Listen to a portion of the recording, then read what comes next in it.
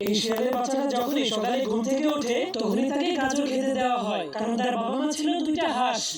তার বাবা মা ছিল দুইটা হাঁস। এরপর বাচ্চাটা খেলার জন্য বাইরে চলে যায় আর একটা প্রজাপতির পিছু করতে করতে জঙ্গলের মধ্যে পৌঁছে যায়। কিন্তু তখনই সে একটা শিয়ালকে দেখতে পায় যেখানে একটা হাঁসকে শিকার করছিল। যা দেখার পর বাচ্চাটা অনেক ভয় পেয়ে দৌড়াতে দৌড়াতে তার ঘরে চলে যায়। এরপর সবগুলো কথা তার বাবা মাকে বলতে শুরু করে। কিন্তু যখনই হাঁসটা তাকে বোঝানোর চেষ্টা করে তখন সে প্রচন্ড রেগে সেই হাঁসটার উপরেই আক্রমণ করে দেয়, যার কারণে হাঁসটার গলা থেকে রক্ত বের হতে শুরু করে দিলে বাচ্চাটা রক্ত দেখে অনেক ভয় পেয়ে আবার জঙ্গলের দিকে চলে যায়। কামটা করে সে কি? চাইছিল না যে সে ভুল করে তার বাবা মাকে মেরে ফেলে, কিন্তু তখন সে একটা ইঁদুরকে দেখতে পায় যেটাকে একটা পেঁচা শিকার করতে চাইছিল। এই জন্য শিয়ালটা পেঁচাটাকে ভয় দেখিয়ে সেই ইঁদুরটাকে বাঁচিয়ে দেয়, যার কারণে ইঁদুরটা অনেক খুশি হয়ে তাকে ধন্যবাদ দেয়। কিন্তু তখনই শিয়ালটার বাবা মা তার খোঁজ করতে করতে জঙ্গলে চলে আসে, কারণ তারা সেই ছোট্ট শিয়ালটাকে অনেক ভালোবাসতো। এই জন্য সে একটা ফলকে তার গলার সঙ্গে বেঁধে দেয়, যা দেখে শিয়ালটার মন ভরে গেলে সে আবারও তাদের সঙ্গে থাকতে রাজি হয়ে যায়। নাইস।